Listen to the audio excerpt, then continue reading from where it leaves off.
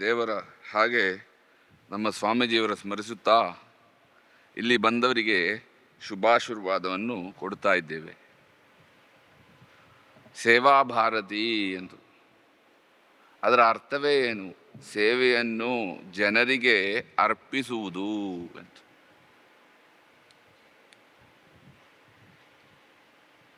ಇಡೀ ಭಾರತದಲ್ಲಿ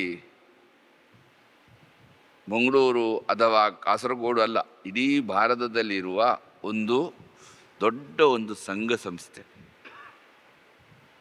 ಒಳ್ಳೆಯ ಕೆಲಸಗಳನ್ನು ಯಾರನ್ನೂ ಭೇದ ಭಾವವಿಲ್ಲದೆ ಯಾರು ಕಷ್ಟದಲ್ಲಿದ್ದಾಯೋ ಆ ಕಷ್ಟಕ್ಕೆ ಅದು ಮೆರಿಟ್ ಅಡಿಸ್ಥಾನದಲ್ಲಿಯೇ, ಹೀಗೆ ಅಲ್ಲ, ಯಾರಿಗೆ ಕಷ್ಟದಲ್ಲಿದ್ದೇವೆಯೋ ಅವರಿಗೆ ಅರ್ಪಿಸುವವರು, ಏನೂ ಫಲ ಇಚ್ಛಿಲ್ಲದೆ ಮಾಡುವೊಂದು ಸಂಘ ಸಂಸ್ಥೆ. ಇಲ್ಲಿಯೂ ಮಂಗಳೂರಿನಲ್ಲಿ ಇರುವ ಸಂಘ ಸಂಸ್ಥೆ ಸೇವಾ ಭಾರತಿ ದೊಡ್ಡ ಎಲ್ಲ ಸೇವಾ ಭಾರತಿ ಮಾಡಿದ್ದಾರೆ. ಆದರೂ ಕೂಡ ಇಲ್ಲಿ ಅದಕ್ಕೆ ಮೇಲೆ ದೊಡ್ಡ ಹೆಜ್ಜೆಯನ್ನು ಕೂಡ ಹಾಕಿದ್ದೀರಿ. ನಮಗೆ ಅಷ್ಟು ಒಳ್ಳೆಯದಾಗಿ ಕನ್ನಡ ಬರುವುದಿಲ್ಲ, ಮಾತಾಡುವುದಕ್ಕೆ ಸ್ವಲ್ಪ ತೊಂದರೆ ಇದೆ. ಆದರೆ ಅವರು ಕನ್ನಡದಲ್ಲಿ ಪ್ರಾಸ್ತಾವಿಕ ಮಾಡಿದ್ದರಿಂದ ನಾವು ಮಾತಾಡ್ತಾ ಇದ್ದೇವೆ. ದೊಡ್ಡ ಹೆಜ್ಜೆಯನ್ನು ಹಾಕಿದ್ದಾರೆ. ಯಾವ ಹೆಜ್ಜೆ? ದೇವರು ನಮಗೆ ಎಷ್ಟು ಸೌಭಾಗ್ಯ ಕೊಟ್ಟಿದ್ದೇವೆ ಎಂದರೆ ಅದು ನಮಗೆ ಗೊತ್ತಾಗುವುದಿಲ್ಲ. ನಾವು ಸಣ್ಣ ದುಃಖ ಬಂದರೆ ಎಷ್ಟು ದುಃಖಪಡಿಸುತ್ತಾರೆ ಎಂದರೆ ಅದಕ್ಕೆ ಲೆಕ್ಕವೇ ಇಲ್ಲ.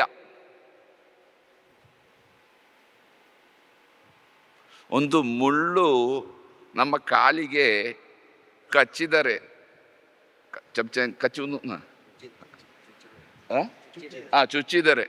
ಚುಚ್ಚಿದರೆ ಎಷ್ಟು ನೋವಾಗುತ್ತದೆ.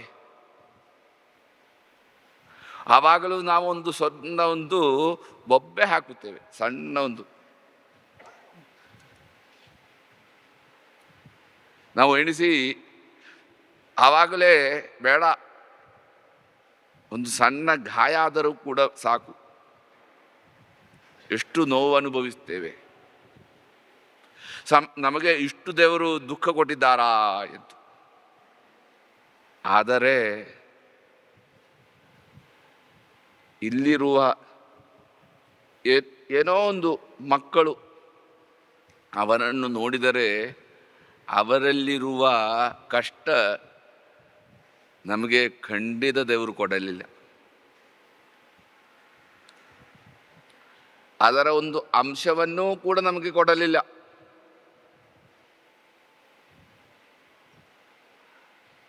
ಅವರಿಗೆ ದುಃಖ ಬಂದರೆ, ನೋವು ಬಂದರೆ ಪ್ರಕಟಿಸುವುದಕ್ಕೂ ಆಗುವುದಿಲ್ಲ.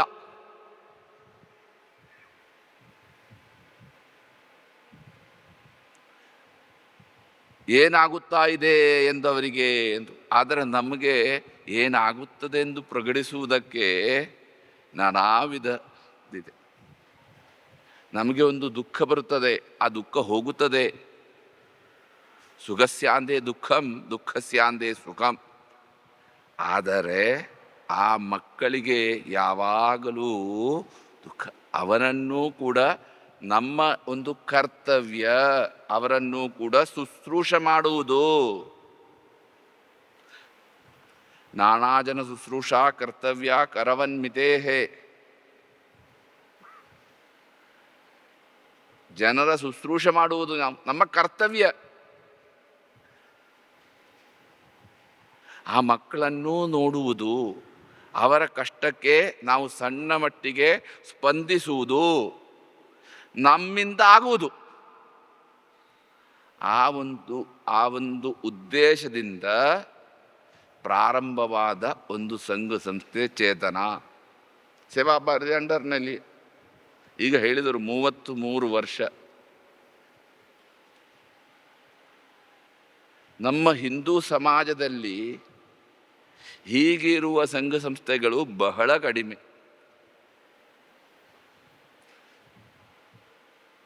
ನಾವು ಆವಾಗ ನಿಸ್ವಾರ್ಥ, ಕೆಲವರು ಮಾಡುತ್ತಾರೆ, ಅದರಲ್ಲಿ ಒಂದು ಸ್ವಾರ್ಥದಿದ್ದೇ ಇರುತ್ತದೆ, ಏನೆಂದು ನಾವು ಹೇಳುವುದಕ್ಕೆ ಸರಿಯಾಗುವುದಿಲ್ಲ.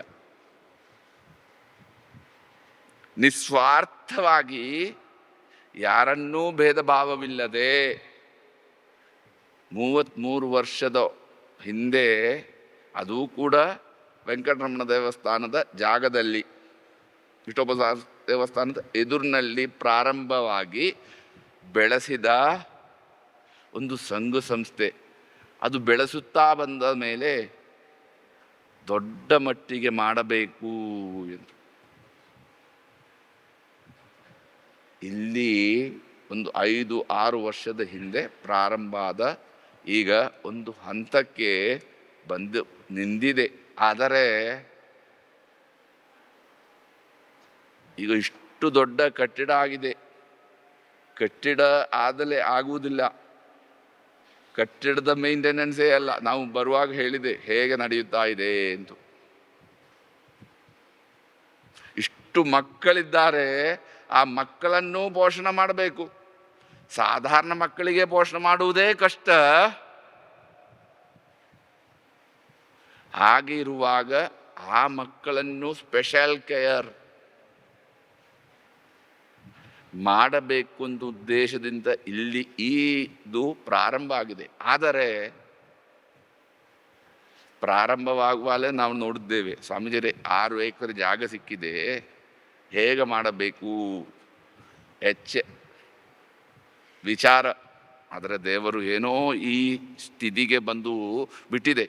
ನೀವು ಮುಂದೆಯೂ ಕೂಡ ದೊಡ್ಡ ರೀತಿಯಲ್ಲಿ ನಡೆಯುವುದಕ್ಕೆ ಮನಸ್ಸಿದೆ. ಅದಕ್ಕೋಸ್ಕರ ಇಂದು ದೇವರ, ಯಾಕೆ ಇಷ್ಟುವರೆಗೆ ನಮಗೆ ಕೈ ಕೊಟ್ಟದ್ದು ಯಾರು? ದೇವರು. ಕೈ ಕೊಡುವರು ಯಾರು? ದೇವರು. ಅದು ಕೂಡ ಯಾರು? ಕೃಷ್ಣನ ಪ್ರತಿಷ್ಠಾಪನೆ ಮಾಡಿದ್ದೀರಿ. ಆ ಕೃಷ್ಣನು ಮುಂದೆಯೂ ಕೂಡ ಒಳ್ಳೆಯ ರೀತಿಯಲ್ಲಿ ಈ ಸಂಘ ಸಂಸ್ಥೆ ಬೆಳೆಸುವುದು, ಅದು ಮಾತ್ರ ಅಲ್ಲ, ನಮಗೆ ಒಂದು ಕರ್ತವ್ಯ ಇದೆ.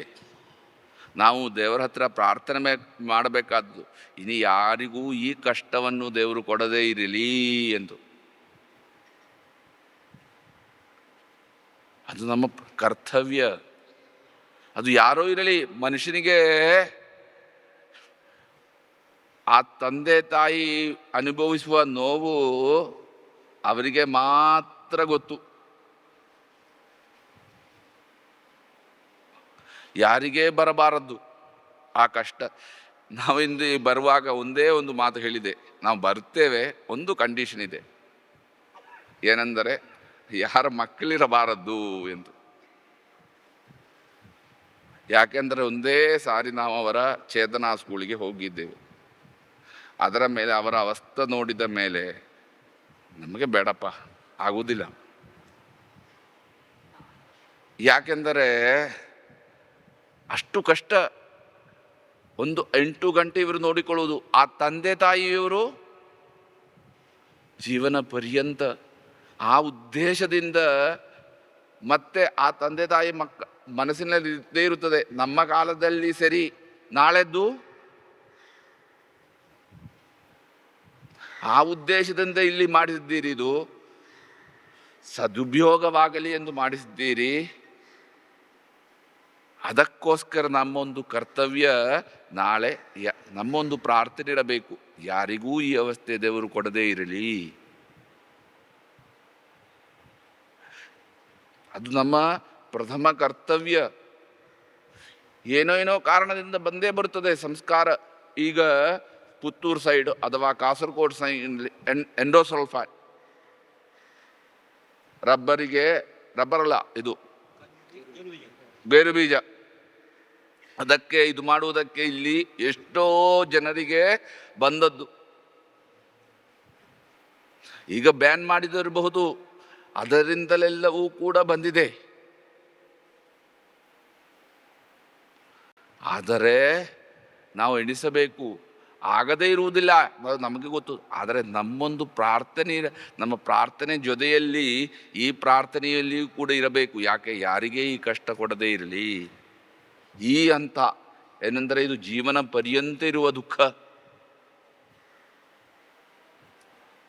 ಒಂದು ಹೇಳಿ ನಾವು ಮುಗಿಸುತ್ತೇವೆ. ಒಬ್ಬ ಹುಡುಗ ಅಂದರೆ ಒಂದು 15-16 ವರ್ಷದ, ಟ್ರೈನ್ನಲ್ಲಿ ಯಾತ್ರೆ ಮಾಡುತ್ತಾ ಇದ್ದಾನೆ. ಟ್ರೈನಲ್ಲಿ ಇದ್ದು ಹೊರಗೆ ನೋಡುತ್ತಾ ಇದ್ದಾನೆ. ಬೊಬ್ಬೆ ಹಾಕುತ್ತಾ ಇದ್ದಾನೆ, ದೊಡ್ಡ ದೊಡ್ಡ ಬೊಬ್ಬೆ ಹಾಕುತ್ತಾ ಇದ್ದಾನೆ. ಇದು ನೋಡಿ, ಅದು ನೋಡಿ, ಅದು ನೋಡಿ, ಇದು ನೋಡಿ ಎಂದು. ಅವರ ತಂದೆ ತಾಯಿ ಏನೂ ಮಾತಾಡುವುದಿಲ್ಲ. ಅವರು ಬಹಳ ಆ ಮಗನು ಹೇಳುವುದನ್ನು ಕೇಳಿ ಸಂತೋಷ ಪಡೆಯುತ್ತಾ ಇದ್ದಾರೆ. ಹತ್ತಿರ ಇದ್ದವನಿಗೆ ಇದು ಏನೊಂದು ಈ ಹುಡುಗ ಯಾಕೆ ಹೀಗೆ ಮಾಡುತ್ತಾ ಇದ್ದಾನೆ, ಇವನಿಗೆ ತಲೆ ಸರಿ ಇಲ್ಲವೋ, ಅವನು ಹೀಗೆ ಮಾಡುತ್ತಾ ಇದ್ದಾನೆ, ಈ ತಂದೆ ತಾಯಿಗಳು ಏನೂ ಮಾತಾಡುವುದಿಲ್ಲ, ಇದು ಯಾಕೆ?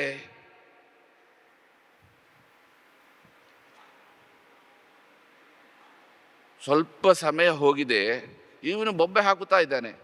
ಅಂತ್ಯದಲ್ಲಿ ಹತ್ತಿರುವ ಒಬ್ಬನು ಆ ತಂದೆ ತಾಯಿ ಹತ್ತಿರ ಕೇಳಿದೆ, ಏನು ನೀವು ಅವನು ಏನೇನು ಬೊಬ್ಬೆ ಹಾಕುತ್ತಾ ಇದ್ದೀರಿ, ನೀವು ಯಾಕೆ ಮಾತಾಡೋದಿಲ್ಲ, ಇದು ಸರಿಯಲ್ಲ, ಇದು ಟ್ರೈನು ಪಬ್ಲಿಕ್ ನ್ಯೂಸೆನ್ಸ್ ಆಗುತ್ತಾ ಇದೆ, ಇದಕ್ಕೆ ಯಾಕೆ ಎಂದು ಕೇಳಿದ್ದಾಗ, ಇಷ್ಟು ವರ್ಷ ಪರ್ಯಂತ ಆ ಮಗುವಿನಿಗೆ ಕಣ್ಣು ಕಾಣದೇ ಇಲ್ಲ, ಈಗ ಕಣ್ಣಿನ ಆಪರೇಷನ್ ಆಗಿ ಹೊರಗೆ ಬಂದಿದ್ದಾನೆ, ಟ್ರೈನ್ನಲ್ಲಿ ಕುಳಿತಿದ್ದಾನೆ, ಈ ಪ್ರಕೃತಿಯನ್ನು ದೇವರು ಸೃಷ್ಟಿ ಮಾಡಿದ್ದ ಪ್ರಕೃತಿಯನ್ನು ನೋಡುತ್ತಾ ಇದ್ದಾನೆ, ಅದಕ್ಕೋಸ್ಕರ ಅವನು ಬೊಬ್ಬೆ ಹಾಕುತ್ತಾನೆ ಅಂತ.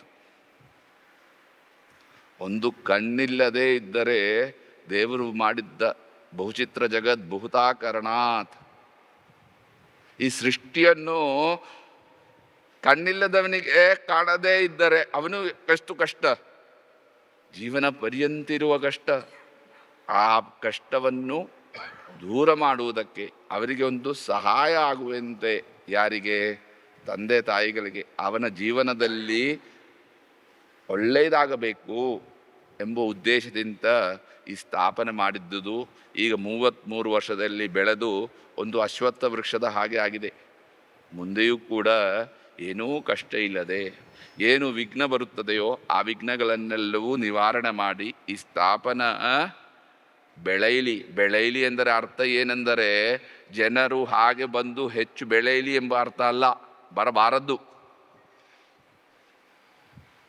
ಯಾರಿಗೆ ಸಹಾಯವಾಗಬೇಕೋ ಅವರಿಗೆ ಸಹಾಯ ಮಾಡುವಂತೆ ಬೆಳೆಯಲಿ, ಕಷ್ಟ ಇದ್ದರವನಿಗೆ ಸ್ಪಂದಿಸುವಂತೆ ಈ ಸ್ಥಾಪನ ಬೆಳೆಯಲಿ ಎಂದು ವ್ಯಾಸರಘುಪತಿ ನರಸಿಂಹನ, ಹಾಗೇ ಕೃಷ್ಣ ಪರಮಾತ್ಮನ ಹತ್ತಿರ, ಹಾಗೆ ನಮ್ಮ ಸ್ವಾಮೀಜಿ ಹತ್ತಿರ ಪ್ರಾರ್ಥಿಸುತ್ತಾ ನಿಲ್ಲಿಸ್ತೇವೆ.